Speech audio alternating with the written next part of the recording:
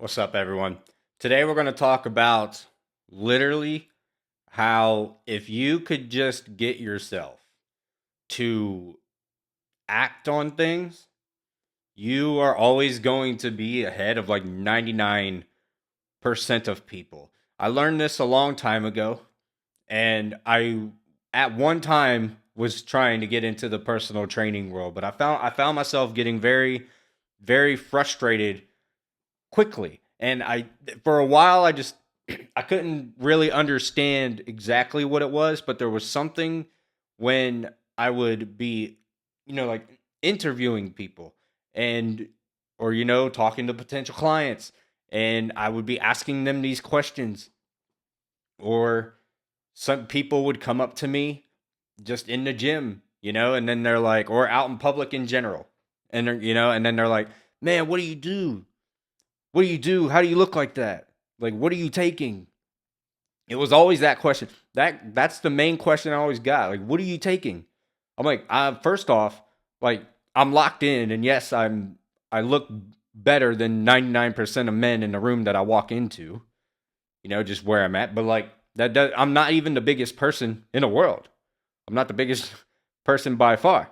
But just because I was in shape more than majority of the people that I was around, it was always, what are you taking? Like, I'm not taking anything. I'm going to try to stop saying like so much. That's my goal this year, is to remove the word like out of how many times I say it. But people would always ask me, "Man, like, what are you taking?" I'm like, "I'm not taking anything. Only thing I'm taking is the bullshit out of my life, that distracts me and keeps me from my goals." And that's how I always answer that question now. That's how I think everybody should answer that question when somebody asks them that question. If somebody says, "What are you taking?" I take the bullshit out of my life. I take the bullshit out that is not going to get me closer to my goals. And one of the biggest one is just the ability to act. You need to stay locked in. If you can just stay on task and be consistent, you'll be ahead of everybody else. You got a head start above a lot of people out there. Okay. And the thing is,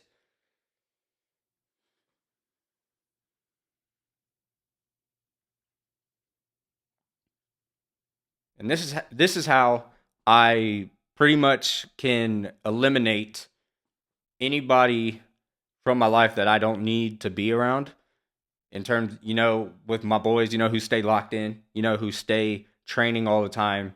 They are consistent. They don't eat bullshit.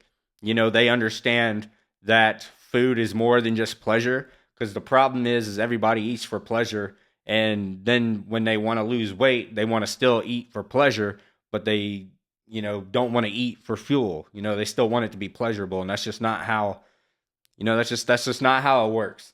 And unfortunately, you know, whoever the power that may be made calories, the better it tastes, the worse it is for you. I don't know why it works that way, but over time, as you eat clean, when you start eating like trash, it just is, you feel like ass, and then it makes you not want to do it. But I didn't even go over what I was going to say. So the one way, I disqualify people from my life and from my friend group, or just people that ask me for advice in general. When somebody says, "Oh, dude, what are you doing to be in shape like that?" Like, I'm trying to work out, I'm trying to lose weight. Because I get excited when people ask these questions. I'm like, "Yeah, man," because I want everybody to succeed. I want everybody to be healthy. The reason I got into fitness is because I almost went into a diabetic coma when I was 16, and I almost died. It was a horrible experience. It was diabetic ketoacidosis. I would never wish that condition on anybody. It's the worst thing in the world. I still, I've had a couple of medical scares in my life, but that easily was the worst one by far, and I would never wish that pain on anybody. But that's my why. That's why I keep going. But anyway, when people say, "Dude, what are you doing?" I immediately, first thing I say is, "Well, I went to the gym 6, 7 days a week for about 6 years. And then about year six is when I really got everything down, and I was, really locked in. And then I noticed, I was starting to hit my peak form.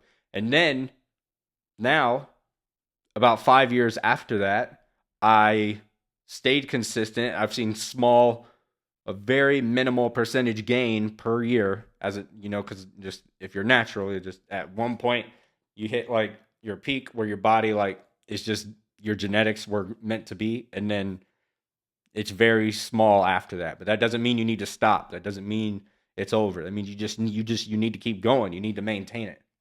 And the second I blurt out, it took 6 years for me to really hit peak form. And then after I say that, I watch them. I watch what they do. 9 times out of 10, they get this look in their face. Okay, they go from being excited, like they're about to find the secret, to getting lean.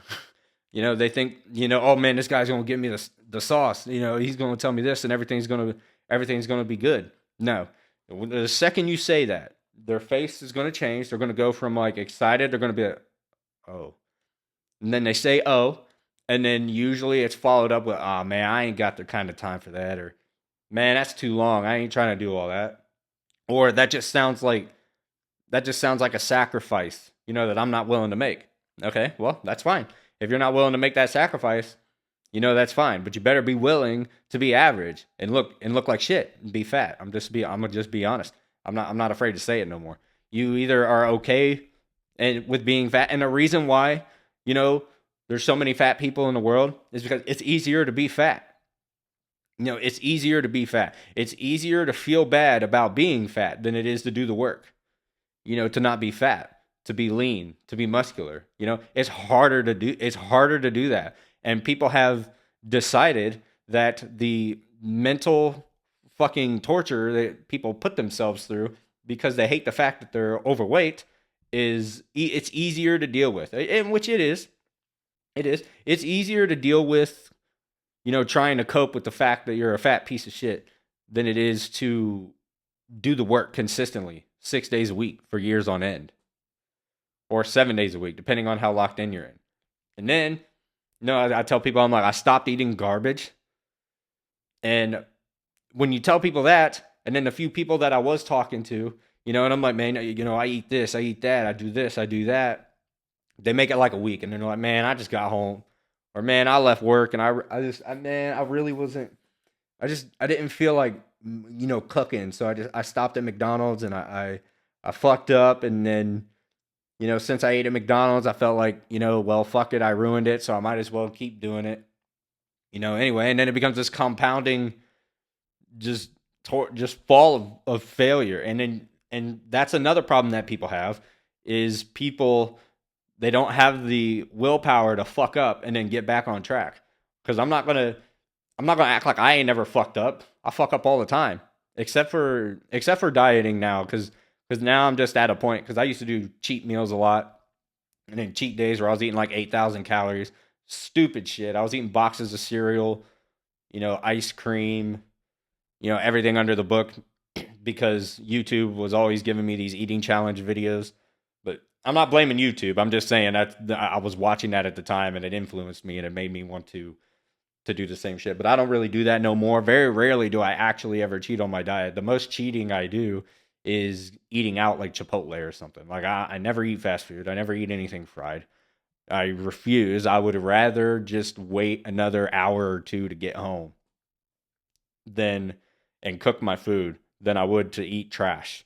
Because now, just where I'm at, I eat clean so often. When I eat bad food, I genuinely feel like ass, and it's not worth it to me. And I make the trade off now, like maybe a couple times a year, usually on special occasions. The only time I really cheat on my diet anymore is like Thanksgiving, Christmas, things of that nature, to where, like I just want to, have fun with the family or whatever. But other than that, I don't really, go off the path of eating anymore. But, you go over this with people, and then they don't want to make that sacrifice either, because they want their food to taste good. Well, here's a life hack for you. You can make clean food taste great too. I use a lot of 0-calorie substitutes for everything to make it taste good. I use sugar-free barbecue sauce, sugar-free ketchup, if you want to use ketchup, just sugar-free versions of condiments and sodas and just sweeteners in general make your oatmeal taste better, or just make anything taste better. And some people aren't willing to make that sacrifice. It tastes artificial, okay? Or no, the diet version of pizza, or the diet version of eating baked chicken instead of fried chicken. It doesn't taste as good, which is true. I'm not gonna lie to you. Of course, it has more calories in it. That's how it works. But what you really need to focus on is, what if you could have a diet where it's like 40 to 50% as good as how you've been eating, but it means you get to lose weight and feel better about yourself? Is that not worth it to you? And the amount of people that would look me straight in the eyes and say, no, like, it's not worth it, then you're just going to be stuck where you are. And then they get mad, and then they're like, well, why would you say that? Because it's true. No, you don't have the discipline. You need discipline. You need discipline to get anywhere, to do anything. And eating, and especially in today's world, because everything is kind of just, pushed as seeking pleasure. And you need to always be doing anything for pleasure. It's never for advancement in your personal goals. It's always about pleasure, and everything's advertised to you that way. And just the diet in general now, and even the bullshit with like GLP-1s, I despise GLP-1s, and I despise how heavily advertised it is, and some people just don't understand, anything that's advertised to you so excessively, you should be weary about anyway. And GLP-1s is convincing people, that they're doing this all themselves. Oh my God, it's the greatest thing in the world. But they're losing bone density. No, they're losing muscle more than anything. They look like shit. Like it's supposed to help you lose weight, but you can tell who's on Ozempic. The main goal is to lose weight and feel better about yourself, but you can tell who's on Ozempic by looking at them. That should be a red flag in itself. And I hate GLP-1s because now it's changed food again. And everything has the word protein on it. Everything has the word protein on it. Pop-Tarts has protein on it. Cheerios has protein on it. All these different flavored yogurts has the word protein on it. Like protein everything. Protein pasta. Protein rice. Protein cupcakes.